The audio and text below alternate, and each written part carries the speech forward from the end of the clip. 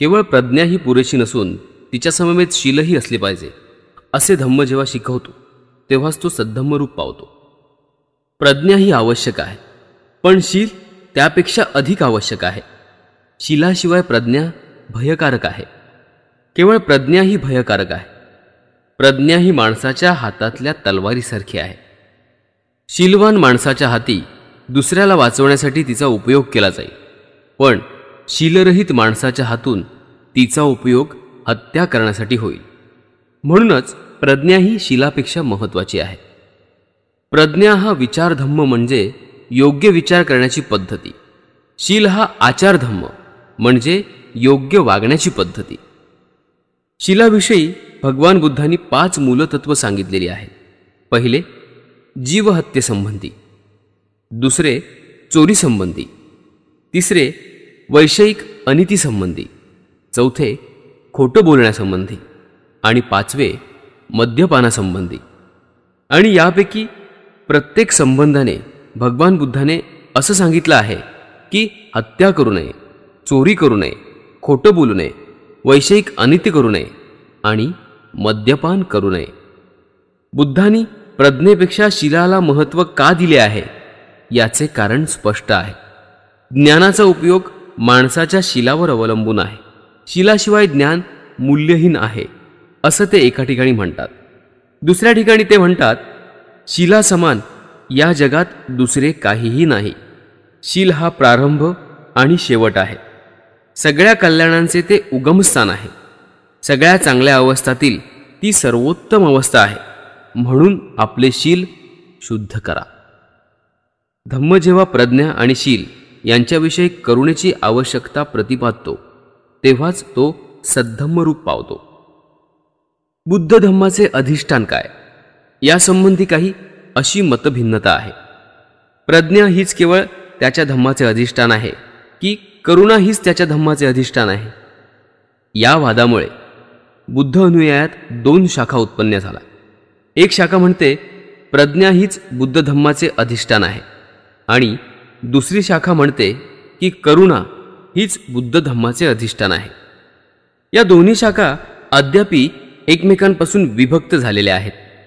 भगवान बुद्धांच्या शब्दांची कसोटी या दोन्ही शाखांना लावली असता त्या दोन्ही शाखा चुकीच्या वाटतात. प्रज्ञा ही बुद्ध धम्माचा एक आधारस्तंभ आहे, याबद्दल मतभेद नाही. वाद आहे तो हा की करुणासुद्धा भगवान बुद्धांच्या धम्माची आधारस्तंभ आहे का. करुणा ही त्यांच्या धम्माची आधारस्तंभ आहे हे संशयातीत आहे. यांचे समर्थन बुद्ध वचनानेच करता येईल.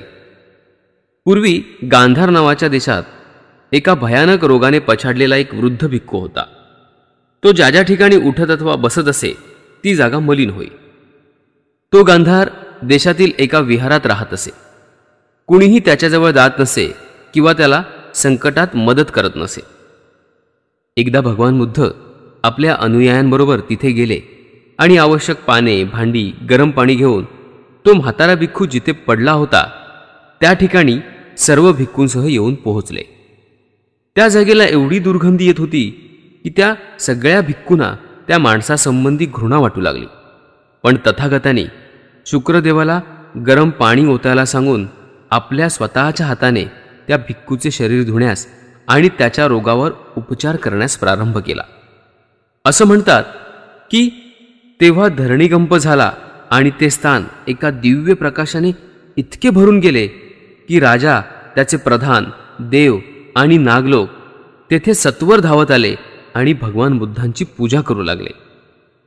तथागतांना उद्देशून त्यांनी विचारलं, इतक्या थोर, उदात्त महापुरुषाने असले घाणेरडे काम का करावे. यावर भगवान बुद्धांनी आपल्या कृतीचे असे स्पष्टीकरण केले, या जगात जे गरीब आहेत, असहाय्य आणि अनाथ आहेत त्यांचा तथागत मित्र आहे.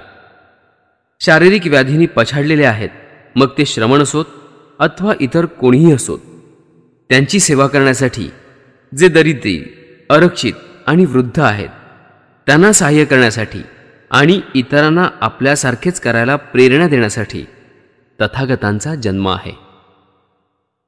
धम्म जेव्हा करुणेपेक्षाही मैत्रीचे महत्त्व अधिक प्रतिपादतो तेव्हा सद्धम्म रूप पावतो. भगवान बुद्ध केवळ करुणा शिकवून थांबले नाहीत. करुणा म्हणजे प्राणीमात्रांसंबंधी दया. भगवान बुद्धांनी या पलीकडे जाऊन मैत्री शिकवली. मैत्री म्हणजे अखिल जीवजाती संबंधी प्रेम. केवळ करुणेपर्यंत जाऊन न थांबता पुढे जाऊन अखिल जीवजातींवर प्रेम केले पाहिजे, अशी बुद्धांची शिकवण आहे. श्रावस्ती येथे राहत असताना एका सूत्रात भगवान बुद्धांनी हे चांगल्या पद्धतीने स्पष्ट केलं आहे. मैत्री संबंधी बोलताना भगवान बुद्ध भिक्खूंना म्हणाले होते, समजा मनुष्य एक विहीर खणतो आहे. भूमी त्यामुळे रागावते का? नाही भगवान, नाही. समजा एक मनुष्य लाख आणि रंग घेऊन हवेत चित्र रंगवू लागला. तो चित्र रंगवू शकेल असं तुम्हाला वाटतं का? भिक्खू म्हणाले, नाही भगवान. का नाही? भिक्खू म्हणाले, कारण हवेत असे काळे फलक नाहीत की ज्यावर रंग भरता येईल. त्याचप्रमाणे तुमच्या मनातही काळी किलमिश असता कामा नये, कारण किलमिशे ही दुर्विचाराचीच प्रतिबिंब असतात. समजा एखादा मनुष्य हातात पेटती मशाल घेऊन गंगेला आग लावण्यासाठी निघाला, तर त्याला आग लावता येईल का? नाही. नाही भगवान. का नाही? कारण गंगेच्या पाण्यात ज्वलग्राहीपणा नाही.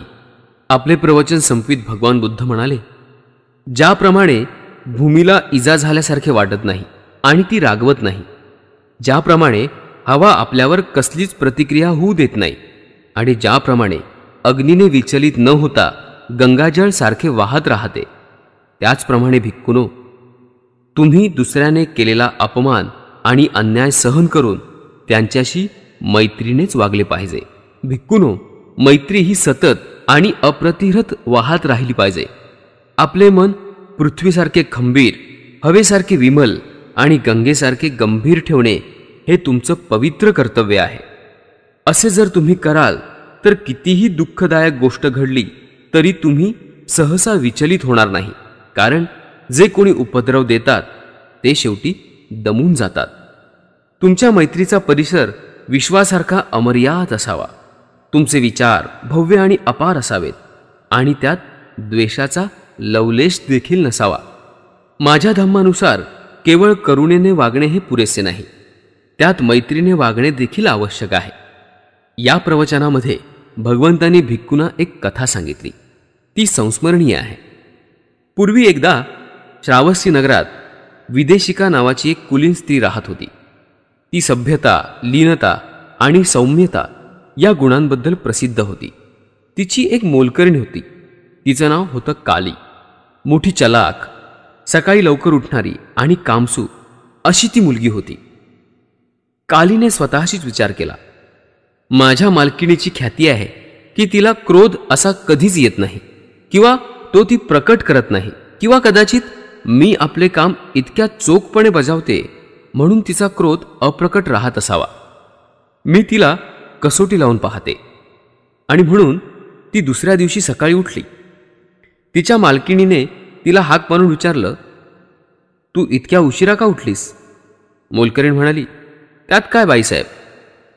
रागावून आणि चिडून ती मालकीण मनाशी म्हणाली, त्यात काही नाही काय, लबाड कुठली? मोलकर्णीने विचार केला, राग हा विकार तिच्या ठिकाणी आहे तर ती दाखवत नाही एवढेच. मी माझे काम चोख बजावते म्हणून ती रागवत नसावी. आणखी मी तिची कसोटी घेईन. म्हणून दुसऱ्या दिवशी ती अधिक उशिरा उठली. मालकिणीने विचारले, काले, तू उशिरा का उठलीस? मोलकर्णीने उत्तर दिले, त्यात काय आहे? आपला राग आणि चीड शब्दात व्यक्त करत मालकीण म्हणाली, असं? त्यात काही नाहीये, लबाड कुठली? असं तर. त्या मोलकर्णीने विचार केला, राग हा विचार तिच्या ठिकाणी आहे, पण मी माझं काम नीट करते म्हणून ती तो दाखवत नाही. मी आणखी तिची कसोटी घेईन. म्हणून तिसऱ्या दिवशी ती मोलकरीण फारच उशिरा उठली. मालकीने तिला हाक मारून विचारलं, इतक्या उशिरा का उठलीस? मोलकर्णीने उत्तर दिलं, त्यात काय आहे? असं तर. इतक्या उशिरा उठणे म्हणजे काहीच नाही का? लबाड मुली? असे उद्गार काढून मालकिणीने चिडून रागाने एक अडसर उचलला आणि रक्त येईल इतक्या जोराने तो तिच्या डोक्यात हाणला. खोक पडून रक्तबंबाळ झालेले आपले डोके धरून कालीने आरोळ्या ठोकून सगळ्या शेजाऱ्याने जागा केलं आणि ओरडत सुटली, पहा बाई, माझी मालकीण किती लीन आहे, सौम्य आहे माझी मालकीण. हे एवढं कशासाठी? तर तिची एकुलती एक मोलकरीण उशिरा उठली म्हणून. ती इतकी रागवली, इतकी चिडली होती की हातात अडसर घेऊन माझ्यावर झेप घेऊन तिनं माझं डोकं फोडलं. याचा परिणाम असा झाला की ती विदेशिका ही कोणी लीन आणि सौम्य स्त्री नसून अत्यंत चिडखोर स्वभावाची आहे अशी तिची खात्री झाली. याप्रमाणेच जोपर्यंत चीड आणण्याजोगे काही म्हटले नाही तोपर्यंतच भिक्खू सौम्य, सभ्य आणि लीन असण्याचा संभव आहे. जेव्हा त्याला चीड येण्यासारखे शब्द बोलले जातात तेव्हाच त्याच्या ठिकाणी मैत्री म्हणजे बंधुभाव आहे की नाही याची खात्री पटते. ही गोष्ट सांगून भगवंतांनी म्हटले, केवळ वस्त्र आणि अन्न मिळवण्यासाठी भिक्खूने मैत्रीभाव व्यक्त केला तर त्याच्या ठिकाणी मैत्री भावना आहे असं मी समजत नाही. ज्याची मैत्री भावना ही धम्म सिद्धांतातून उगम पावते त्यालाच मी खरा भिक्खू समजतो. पुण्यार्जनासाठी केलेली कृत्ये ही मैत्रीच्या एका षोडशाशांच्याही मोलाची नाही. मैत्री म्हणजे चित्ताची स्वतंत्रता. ती आपल्यामध्ये सगळ्या पुण्यकृत्यांना समाविष्ट करून घेते. ती चमकते, प्रकाशते आणि ती प्रज्वलित होते. भिक्खूनो, सर्व ताऱ्यांचे तेज चंद्रप्रभेच्या एक षोडशांशही नसते. चंद्रप्रभा त्यांचे सर्व तेज आपणात सामावून घेऊन स्वतः चमकते, प्रज्वलित होते. त्याचप्रमाणे पुण्यार्जनासाठी केलेली कृत्ये मैत्रीच्या एका षोडशांशही मोलाची नाहीत. मैत्री म्हणजे अंतःकरणाची स्वतंत्रता. ती सर्व पुण्यकृत्यांना स्वतःमध्ये सामावून चमकते, प्रकाशते, प्रज्वलित होते. त्याचप्रमाणे भिक्खूनो, जसा वर्षा ऋतू अखेर सूर्य स्वच्छ निरभ्र अशा आकाशात उगवून सारे किलमिश नाहीसी करतो आणि स्वतः चमकतो, प्रकाशतो आणि प्रज्वलित होतो, अगदी त्याचप्रमाणे पुण्यार्जनासाठी योजलेली सर्व साधने ही मैत्रीच्या एका षोडशांश इतकीही मोलाची नाहीत. मैत्री म्हणजे अंतःकरणाची स्वतंत्रता. ती सर्व पुण्यकृत्यांना आपल्यामध्ये सामावून घेऊन चमकते, प्रकाशते आणि प्रज्वलित होते. धम्माला सद्धम्म रूप प्राप्त व्हायला त्याने माणसामाणसात भेद करणारे अडसर मोडून काढले पाहिजेत. आदर्श समाज कोणता? ब्राह्मणांच्या मते वेदांमध्ये ध्येयरूप समाजाची व्याख्या आहे आणि वेद हे स्वतः प्रमाण असल्यामुळे वेदप्रणित आदर्श समाज हाच एकमेव माणसाने मान्य करण्यासारखा आहे. वेदप्रणित आदर्श समाज म्हणजे चातुर्वर्ण्य. वेदानुसार अशा समाजाने 3 अटी पाळल्या पाहिजेत. पहिली अट म्हणजे ब्राह्मण, क्षत्रिय, वैश्य आणि शूद्र असे त्या समाजात 4 वर्ण असले पाहिजेत. या वर्गाचे परस्पर संबंध क्रमिक विषमतेच्या तत्वावर आधारलेले असले पाहिजेत. दुसऱ्या शब्दात सांगायचं म्हणजे हे सगळे समान असता कामा नयेत, तर प्रतिष्ठा, अधिकार आणि विशेष हक्क यांच्या प्रमाणात ते दुसऱ्या एकावर अशा तऱ्हेने आधारलेले असले पाहिजेत. ब्राह्मण हे सर्वांच्या वरती, क्षत्रिय त्यांच्या खाली पण वैश्यांच्या वरती, वैश्य क्षत्रियांच्या खाली परंतु शूद्रांच्या वरती आणि शूद्र हे सगळ्यांच्या खाली. चातुर्वर्णाचा दुसरा विशेष म्हणजे प्रत्येक वर्गाने त्याला विहित असाच व्यवसाय केला पाहिजे. ब्राह्मणांचा व्यवसाय म्हणजे अध्ययन, अध्यापन आणि धार्मिक संस्कार करणे. क्षत्रियांचा शस्त्र धारण करणे आणि युद्ध करणे. वैश्यांचा व्यवसाय आणि व्यापारधंदा, तर शूद्रांचा व्यवसाय वरील 3ही उच्च वर्णांची सेवा. कुठल्याही एका वर्गाने आपल्या व्यवसायाचे उल्लंघन करून दुसऱ्याच्या व्यवसायावर आक्रमण करायचे नाही.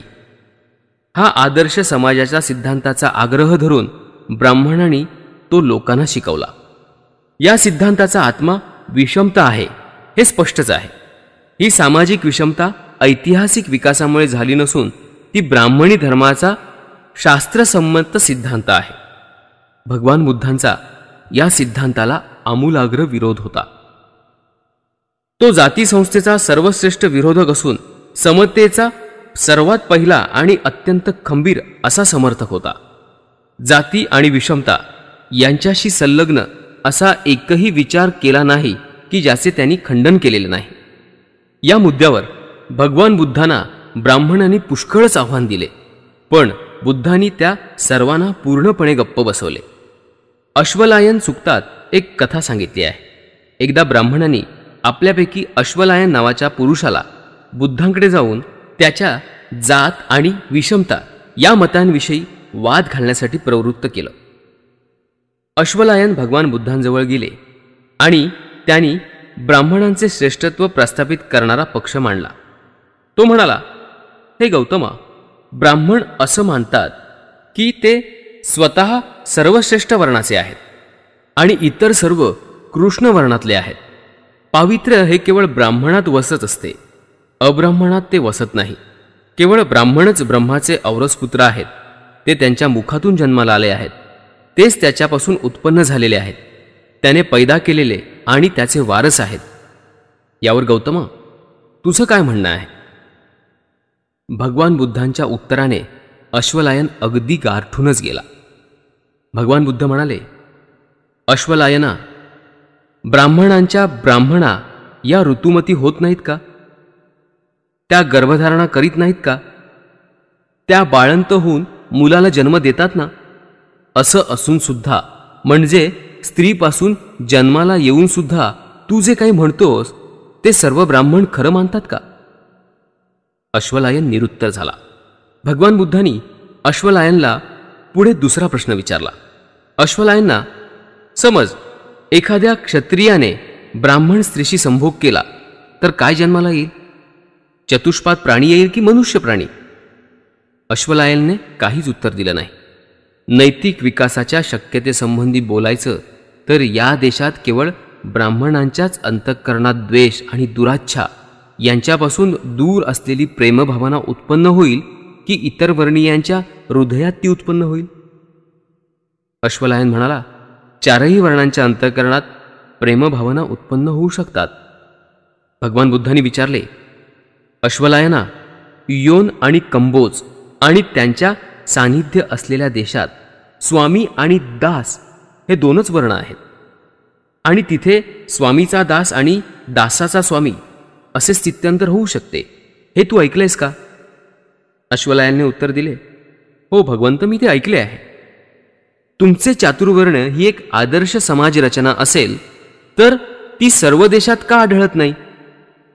या कोणत्याही मुद्द्यावर अश्वलायनला जाती आणि विषमता याविषयीच्या आपल्या सिद्धांताचे समर्थन करता येईना. तो पूर्णपणे निरुत्तर झाला आणि शेवटी त्याने भगवान बुद्धांचे अनुयायित्व पत्करले. वासिष्ठ नावाच्या एका ब्राह्मणाने बुद्धधम्म स्वीकारलेला होता. ब्राह्मण त्याच्या या धर्माबद्दल त्याला शिवीगाळ करत होते. एके दिवशी तो भगवान बुद्धांकडे गेला आणि ब्राह्मण त्याला काय म्हणतात हे बुद्धांकडे कथन केले. वासिष्ठ म्हणाला, भगवान, ब्राह्मण म्हणतात की ब्राह्मण हा समाजातील सर्वात उच्च थरातील असून इतर सर्व वर्ण नीच थरातले आहेत. ब्राह्मण फक्त शुक्ल वर्ण आहेत, इतरांचे वर्ण कृष्ण आहेत. फक्त ब्राह्मण हे शुद्ध वंशातले आहेत, अब्राह्मण शुद्ध वंशातले नाहीत. फक्त ब्राह्मणच ब्रह्माचे खरेखुरे औरसपुत्र आहेत. ते त्याच्या मुखातून जन्मले आहेत, तेच त्याच्यापासून उत्पन्न झालेले आहेत. त्याने पैदा केलेले त्यांचे वारसपुत्र आहेत. आणि तू जर आपला अभिजात वर्गाचा त्याग करून त्या नीच वर्गाच्या शिरमुंड्या भिक्कूंच्या, त्या असंस्कृत श्रीमंतीच्या, त्या कृष्णवर्गाच्या ब्रह्माच्या पायापासून जन्मलेल्या लोकांच्या वंशात सामील झाला आहेस, हे चांगलं नाही. हे काही उचित नाही. आपला अभिजात वर्ग सोडून त्या नीच, शिरमुंड्या, कृष्णवर्णीय, गावंढळ आणि आमच्या पूर्वजांच्या पायातून निर्माण झालेल्या लोकात सामील कसा काय झाला आहेस? भगवान, या शब्दांनी ते ब्राह्मण मला द्वेष देतात, शेलक्या बेछूट शिव्या मला घालतात. त्यावर बुद्ध म्हणाले, वासिष्ठा, खरोखरच ब्राह्मण जेव्हा असं बोलतात ना, तेव्हा ते आपली प्राचीन परंपरा विसरलेली दिसतात. इतर वर्गातील स्त्रियाप्रमाणे ब्राह्मणही गर्भात राहतात, प्रसवतात, आपल्या अर्भकाचे संगोपन करतात. तथापि हे गर्भजात ब्राह्मण मात्र आपण ब्रह्माच्या मुखातून जन्माला आलेली खरी मुलं, त्यांच्यापासून उत्पन्न झालेले, त्याने पैदा केलेले, त्याने खरे वारसपुत्र म्हणून स्वतःला म्हणवून घेतात. त्यामुळे ते ब्रह्माची नालस्ती मात्र करतात. एकदा येसुकारी हा ब्राह्मण भगवान बुद्धांजवळ 3 प्रश्नांवर वाद करण्यासाठी गेला. त्याने पहिला प्रश्न मांडला, तो म्हणजे कर्माची शाश्वत विभागणी. या पद्धतीच्या समर्थनार्थ तो म्हणाला, मी तुम्हाला एक प्रश्न विचारण्यासाठी आलो आहे. ब्राह्मण म्हणतात ते सर्वांहून श्रेष्ठ असल्यामुळे ते कोणाचीही सेवा करणार नाहीत. इतर सर्व वर्ण सेवा करण्यासाठी जन्माला आले आहेत. हे गौतमा, सेवा ही 4 वर्णात विभागलेली आहे. ब्राह्मणांची सेवा, क्षत्रियांची सेवा, वैश्यांची सेवा आणि शूद्रांची सेवा. शूद्रांची सेवा दुसरा शूद्रच करणार, दुसरे कोण करणार? भगवान बुद्धांनी त्याच्या प्रश्नाला एक प्रश्न विचारून उत्तर दिले. ब्राह्मणांनी केलेली ही सेवेची चतुर्विध विभागणी सगळ्या जगात मान्य आहे का? माझ्या संबंधी विचारशील तर मी सर्व सेवा करायची किंवा न करायची यापैकी कशाचाच आग्रह धरत नाही. सेवेचा परिणाम आपणाला वाईट बनवण्यात होत असेल आणि चांगलं बनवण्यात होत नसेल तर ती सेवा करू नये. पण ज्या सेवेने मनुष्य चांगला होत असेल, वाईट होत नसेल, तर ती सेवा मात्र जरूर करावी. क्षत्रियांचे, ब्राह्मणांचे, वैश्यांचे अथवा शूद्रांचे वर्तन या मार्गदर्शक तत्वानुसार झाले पाहिजे. ज्या सेवेने व्यक्तीला वाईटपणा येतो ती सेवा त्याने नाकारली पाहिजे. जिच्या योगे ती व्यक्ती अधिक चांगली होते तेवढीच सेवा तिने केली पाहिजे. येसुकारीने दुसरा प्रश्न विचारला, माणसाचा सामाजिक दर्जा ठरवताना त्याचा वंश आणि कुळ यावरून का ठरवू नये? या प्रश्नांना भगवान बुद्धांनी उत्तर दिलं, वंशपरंपरेच्या अभिमानावरून माणूस ज्या घरात जन्माला येतो त्याचा नामनिर्देश केला जातो. ज्या पदार्थापासून अग्नी पेटवला जातो त्या पदार्थावरूनच तो ओंडक्याचा अग्नी आहे की ढलप्याचा अग्नी आहे, काट्याकुटाचा अग्नी आहे की शेणाचा अग्नी आहे हे ठरवलं जातं.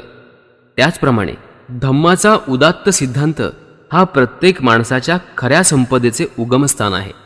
जन्मावरून माणूस कोणत्या वर्गात जन्माला आला याचा फक्त नामनिर्देश होतो. कुळावरून माणसाचा चांगुलपणा किंवा वाईटपणा ठरत नाही. तीच गोष्ट स्वरूप आणि संपत्तीची आहे. कारण तुला असं आढळून येईल की थोर कुळात जन्माला आलेला मनुष्य हाही कधीकधी खुनी, चोर, व्यभिचारी, खोटं बोलणारा, निंदक, शिवीगाळ करणारा, बडबड करणारा, लोभी, दीर्घद्वेषी अथवा चुकीची मते असलेला आढळेल.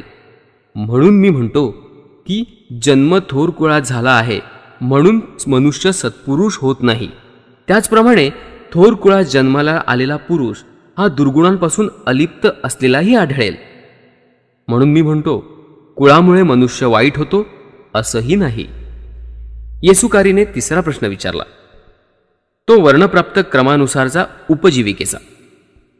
येसुकारी तथागतांना म्हणाला, ब्राह्मण उपजीविकेच्या साधनांचे 4 प्रकार मानतात. दानापासून ब्राह्मणाची उपजीविका, क्षत्रियाची धनुष्यबाणापासून, कृषी आणि पशुपालनापासून वैश्याची आणि खांद्यावर धान्याची कावड वाहून नेण्याने शूद्राची. जर या 4 पैकी कोणीही एकाने आपला व्यवसाय सोडून दुसऱ्याचा व्यवसाय स्वीकारला तर त्याने जे करू नये ते केल्यासारखे होते. असे करणे म्हणजे रक्षकाने परक्याच्या धनाचा अपहार करण्यासारखे आहे. यावर श्रमण गौतमांचे मत काय आहे? ब्राह्मणांचे हे वर्गीकरण सगळ्या जगाला मान्य आहे का? बुद्धांनी प्रतिप्रश्न विचारला. येसुकारीने उत्तर दिले, नाही.